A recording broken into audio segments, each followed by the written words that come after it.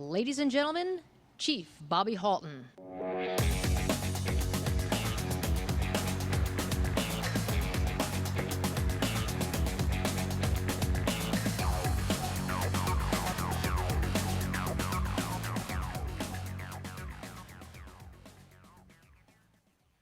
Good morning. There's many things in life that are important. Family, faith, and our friends.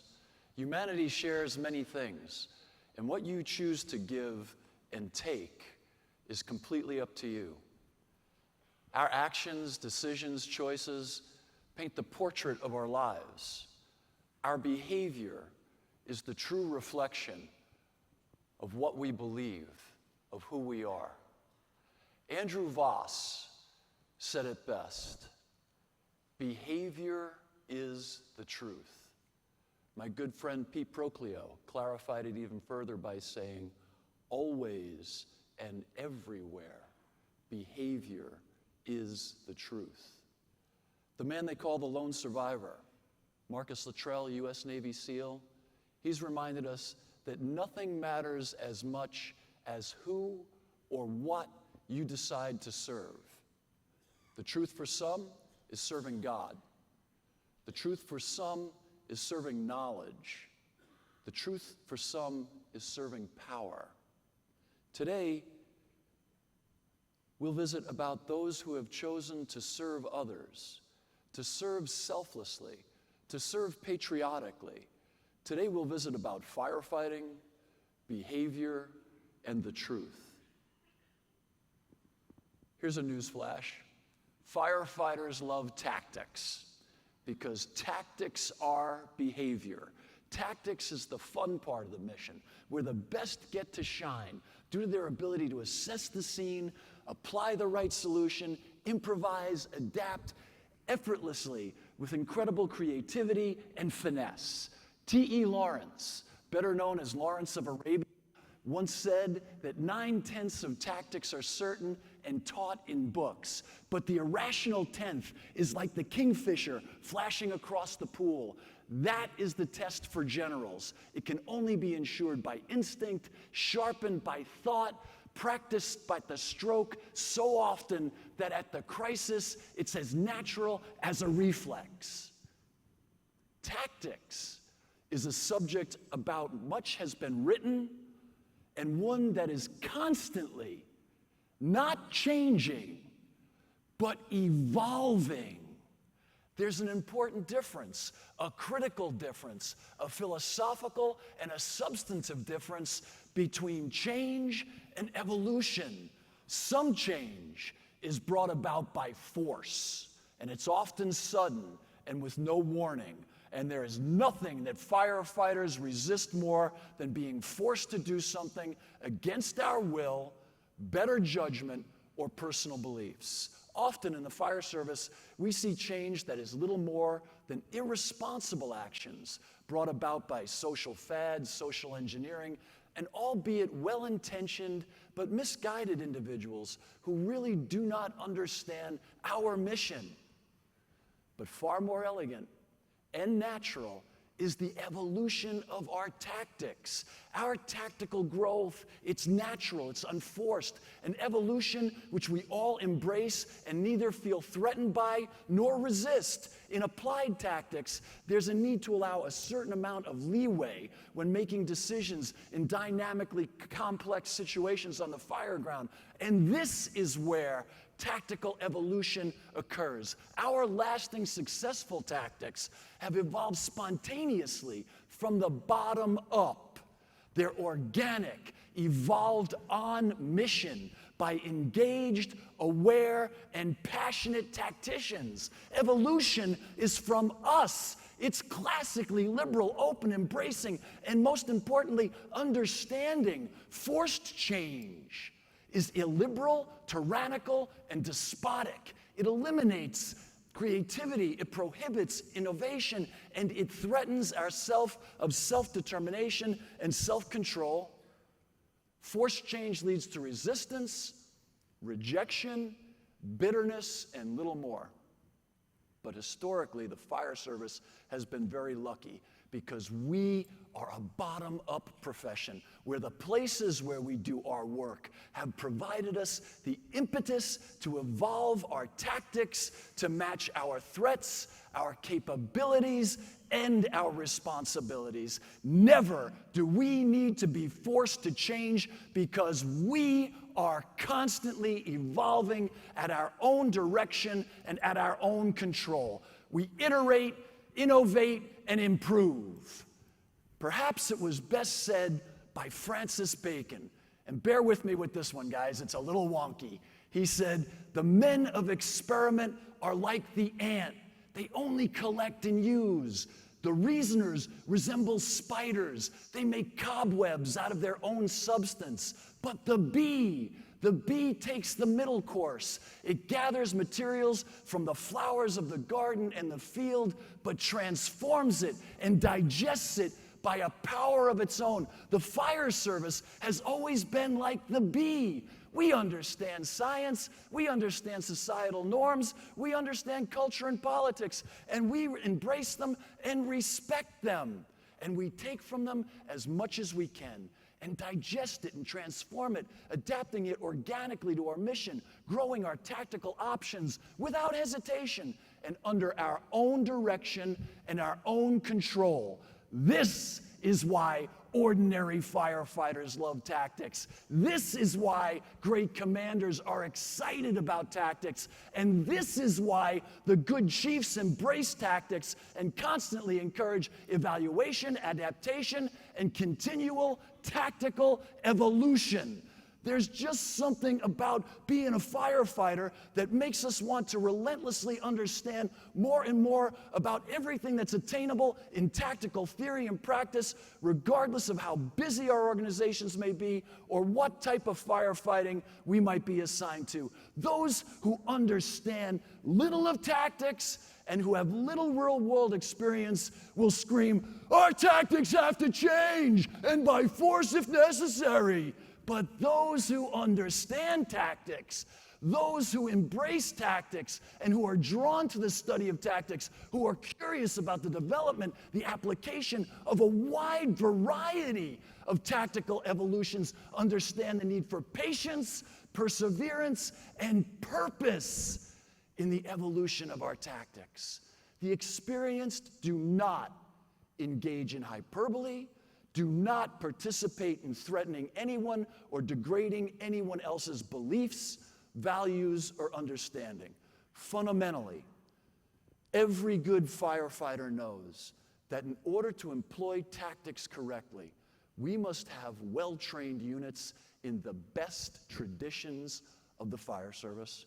Units who understand that the efforts of all our members together are more effective than that of what the individual could accomplish alone. These high-performance units, there must be a cohesiveness of action and thought in which the importance of the goals, the unit's goals, are much more important than those goals of the individual. If firefighters are to give their company that necessary part of themselves that will give that company that cohesion, then they must feel that they're going to benefit in return with something that's really hard to describe, but we know it when we feel it, such as brotherhood, comradeship, security, trust, safety, and most importantly, a certain sense of pride in knowing what that company can do under pressure. The great French general, Anart de Pique, over a century ago, said it best. He said, "A wise organization ensures that the personnel of combat groups changes as little as possible, so that comrades in peacetime maneuvers shall be comrades in war, from living together and obeying the same chiefs, from commanding the same men, from sharing fatigue and rest, from cooperation among men who quickly understand that in the execution of warlike movements may breed brotherhood, professional development, sentiment, and above all, unity. Unity and confidence cannot be improvised. They alone create that feeling of mutual trust, that feeling of force, which gives courage and daring. If we are to have these highly trained tactical units capable of achieving the odds if we are to have these highly trained companies in the best traditions of the fire service, who can overcome the context of the fire ground, where we have limited resources, conflicting goals, limited information, and tremendous time pressure, then we must understand as members at every level, and critically as commanders, that we must clearly define those goals. We must demand high standards in discipline and performance. And we must develop our firefighters' skills to the very best of their abilities. But most importantly, if we are to have highly trained tactical excellence, when we as the modern soldiers say, go downrange to meet the enemy and engage the fire, then we must make it absolutely clear to our firefighters and be assured that they completely understand that we, above all, are interested, concerned, and personally invested in their well-being as much as we are in completing the mission. We do that by understanding the threats we are up against. We do that by understanding the value of those units. We do that by paying attention to even the smallest of details. We must prove in our training and behavior that we respect the risks and threats we face when we as firefighters go downrange. We must have a profile, a mindset, a demeanor that is reserved exclusively for when we go downrange to fight a fire. The fire service has evolved since its inception, and one of those inputs that have accelerated our evolution, unfortunately, has been war. The fire service is a natural fit for our returning veterans. Honor is everything in war, and no one left behind is the foundation of both our codes. So we have always welcomed, recruited, as we should, our heroic returning veterans. With each war, our military has evolved its tactics, whether it was World War II, where the lessons from World War I were modified and evolved to match the new urban terrain and the rise of the airframe, or how our tactics from Korea were evolved for the jungles of Vietnam, for a different kind of enemy and different weapons. And today, how our tactics have evolved from Vietnam for Iraq and Afghanistan, with an altogether different enemy, modern weaponry, and a very unique terrain. For firefighters, veterans, combat experiences, the fire service has gained much. In the 40s, it was unit cohesion and incident command. In the 60s and 70s, returning medics brought their combat field experience to the street to save civilian lives and gave rise to what is now modern paramedicine. Today, our veterans are sharing a new concept with the fire service: firefighting downrange. Firefighting downrange is more than just a mindset, more than just self and situational awareness, more than just tactics and procedures. It is a way of life, a way of being in the moment, in a highly cohesive unit, a way of protecting and saving lives, a set of behaviors, a way of honoring our code. All American firefighters know the story of the lone survivor, Marcus Luttrell. Marcus was part of a 4-person SEAL team whose Operation Red Wings was compromised when a goat herder revealed their location to the Taliban. As Paul Harvey would say, this is the story of the American Fire Service's role in that fateful event. Vastly outnumbered and deep inside enemy territory, those ill-fated SEALs fought with tremendous ferocity and distinction during their attempt to evade the Taliban en route to extraction, and one by one, they fell defending one another until only Luttrell survived. Luttrell, wounded, exhausted, dehydrated, and near death, was saved by stumbling onto 2 Afghan villagers, 2 men who could have ignored this foreigner, but rather chose to honor their tribal code, a code which directed them to support and defend all strangers who come seeking refuge. They honored this code, knowing the Taliban would now target them and their families. After getting Luttrell back to their village, a village elder walked a note back to the base to let the Americans know where Luttrell was. Meanwhile, the Taliban surrounded the village and demanded Luttrell. The villagers resisted, and a siege began. To rescue Marcus Luttrell, 20 Rangers in Green Beret voluntarily went downrange, made an incredible trek over 9,000-foot-high mountains, fighting all the way in full battle rattle to get to the village. After fighting their way in and making contact with the friendly villagers, the Rangers secured Marcus. Once they had Marcus, the medic recognized that Marcus would never make the climb out, so a combat search and rescue mission would have to make a dust-off and make it now. A dust-off is the equivalent of a RIT Team Mayday operation, and this one would be the most dangerous and high-risk dust-off in modern military history. Just days before, 16 special warfare operators were killed when the HC-47 helicopter they were in was shot from the sky by a 12-year-old boy with a rocket-propelled grenade while attempting to rescue the Red Wing survivors. Everyone involved in this dust-off knew that this flight would be equally as deadly and equally, if not far more dangerous. The extraction flight would be at night. The LZ would be hot. The weather was bad and getting worse. The altitude would be a tremendous challenge for the HH-60s, so tactics would need to be modified, evolved to match the complexity of the event. Choices would be made. Compromises would be taken to honor the fundamental of our mutual codes. No one gets left behind. 2 helicopters would have 6-man crews, 2 pilots, a flight engineer, a gunner, and 2 pararescue men, Air Force PJs.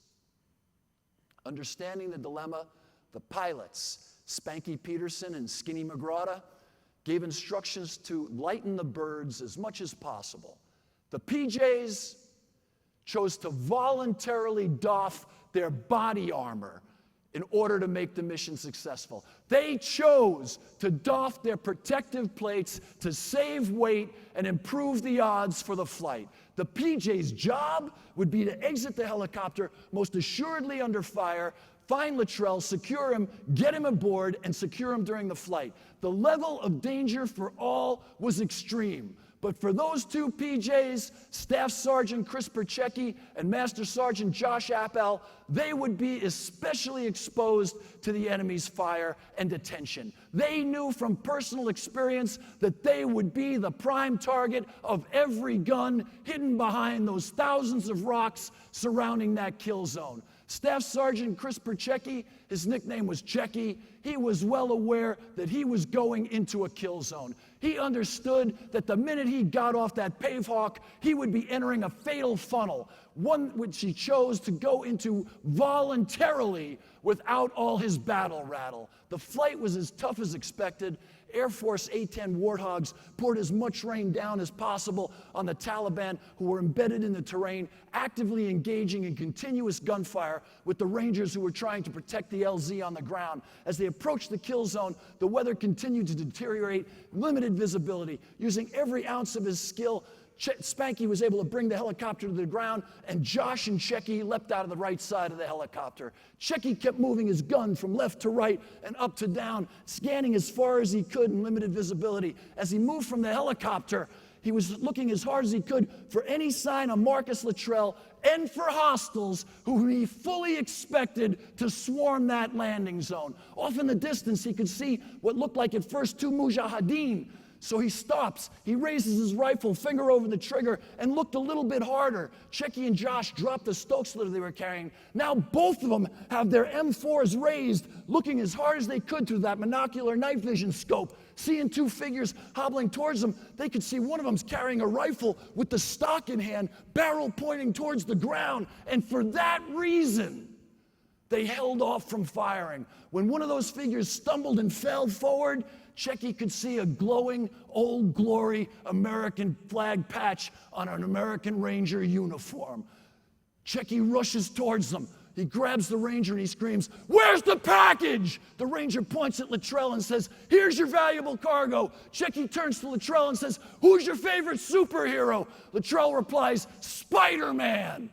Spider-Man confirms his identity as a special operations warfighter. Checky grabs Luttrell and his Afghan protector. He brings him to the side of the helicopter. They throw him inside. The crew takes off, and the lone survivor was rescued.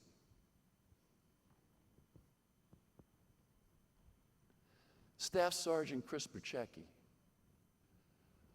last man in a chain of heroes that rescued Marcus Luttrell. Staff Sergeant Chris Perchecki, a man who was willing to doff his body armor, one of the most critical pieces of his battle rattle, in order to ensure the success of that mission. A man who volunteered without hesitation for some of the most dangerous duty possible in the war, and then voluntarily accepted to fly into a kill zone where all but a few days before, 16 men had lost their lives. A man who understands what it means to be green too, ready to go, focused and intent on completing the mission. A man who understands what it's like to work in a kill zone. A man who understands what it's like to work in a fatal funnel where one mistake can cost you your life, where you place your life in the hands of other men and women working with you and trust them implicitly to be green too like you, to have checked all their battle rattle like you, to understand the risks and the rewards alike, and nonetheless perform your duty.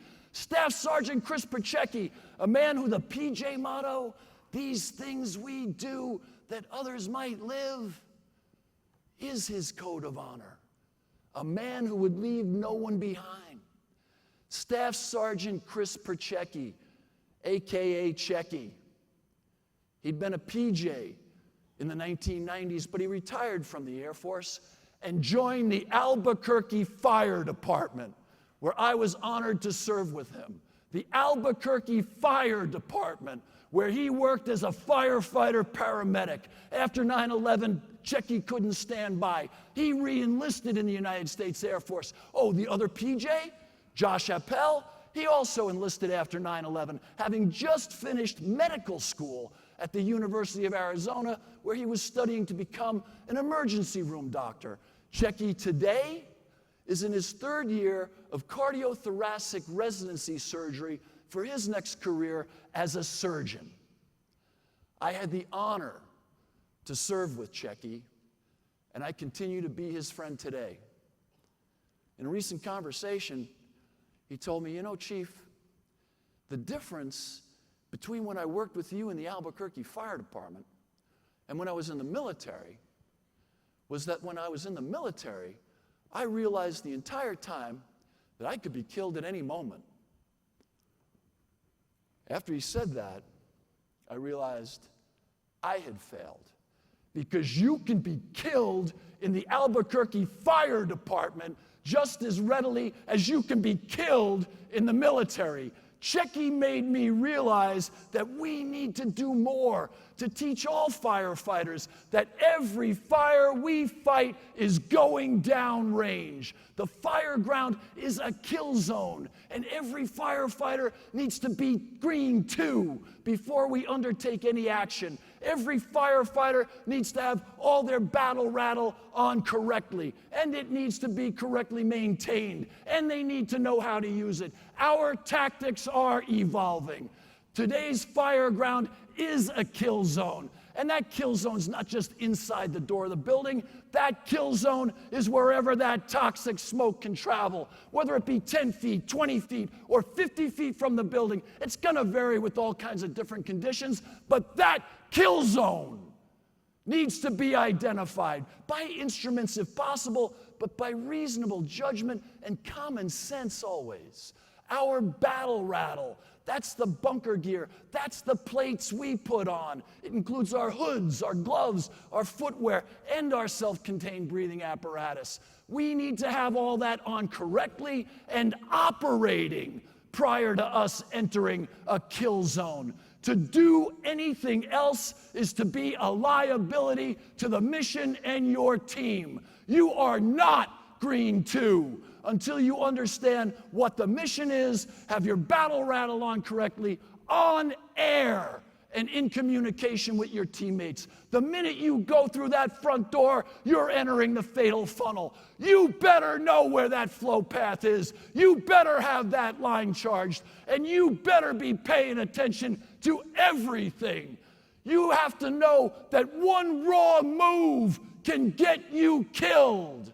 The Marines have a great saying, make yourself hard to kill. That's why you're here this week. Our fire service is currently very relaxed on the fire ground, and this could be why we're seeing the lack of attention being given to the kill zone, our battle rattle, and the fatal funnel. Now, I do not intend, nor do I desire, to create a service of cowards preoccupied with their own personal well-being above that of those whom we swore to protect and defend.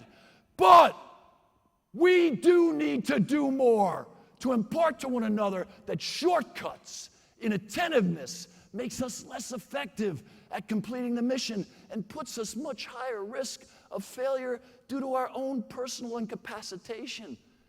This lack of respect for the seriousness of the mission is rooted much deeper in our systems than SOPs or directives can correct. It's up to us. It's up to you, firefighters, technicians on mission, to evolve our system to match today's threats. I'm convinced that we are evolving right now on several concurrent movements, evolving on opportunities to engage our members with a new respect for the kill zone, which will enhance our effectiveness, reduce our exposures, and improve our survivability. We're now continuing our proud tradition of evolving our tactics from the bottom up. Evolving our tactics because our terrain is different. Evolving our tactics because the threats are different. Evolving our tactics because our tools are different. Evolving our tactics because we live by a code. And that code demands that we evolve constantly. We need to begin by applying more accurate descriptions to the places where we do our work.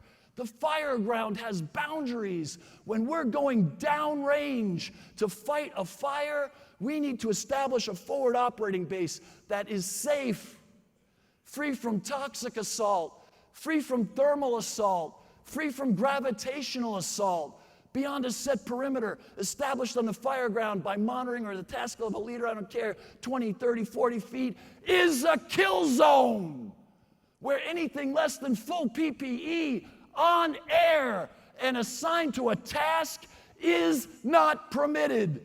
Firefighters working in the kill zone need to be Green 2, which means prepared, assigned, briefed on the task, tactic, and strategy you're participating in. Green 2 needs to be vocalized by each member and verified by that team leader. Officers need to start acting like officers. When you say you're Green 2, it means you understand, are prepared, and capable of performing your task while remaining focused on the risks and dangers you face. For structural firefighters, the door to that building is the entrance to a fatal funnel, a place where we enter, and when things go bad, it is unforgiving. This is where being Green 2 will save lives. Flow paths can change. Floors can become unreliable. Roofs can be compromised. And when any team member thinks that we are compromised, they have to let everyone know we are not Green 2.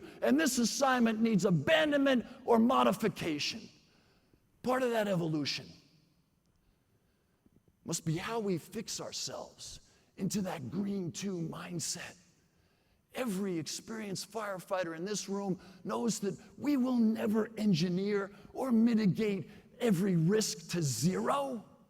And yes, sometimes we will compromise our own safety to save the lives of others. But what risks we can control, we will control. We want our behavior to reflect what we know is the truth. We know that doing brave and heroic things involves risk, but we ordinary firefighters understand the difference between the risks we can manage and those we can't. We understand the risks we are willing to take and the risks we don't have to take in order to complete the mission. We know our structural PPE, our battle rattle, raises our core temperatures, putting us at unusual risk for cardiovascular events. We know our battle rattle after a fire is contaminated with toxins. We can control these risks. We can control them by wearing our fatigues when we are not engaged in structural firefighting. We can control them by doffing our battle rattle when we are in rehab, doffing our battle rattle before we get back in the cab, by keeping our battle rattle out of the quarters. The only time a firefighter should don their battle rattle is when they're going downrange to fight a fire. You see, Checky made me realize that we need to do more to infuse our firefighters with a downrange mindset, one that says, I thoroughly understand the risks. I have prepared myself to the best of my abilities. I accept the mission, and while I'm engaged in going downrange, there is nothing else occupying my mind except the mission, my team, and our success. I won't let myself be easy to kill. Firefighters are dedicated to the truth. We prove it in our behavior. We will continue this evolution towards a downrange mindset. We will evolve so that for this generation of firefighters will be a cancer-free generation of firefighters. So that for this generation, when firefighters from future generations look back, they will say that this was our finest moment, that this was the moment we took our fire service back without fear, without hesitation, and by our behavior proved that for America's firefighters, always and everywhere, our behavior is the truth. God bless you.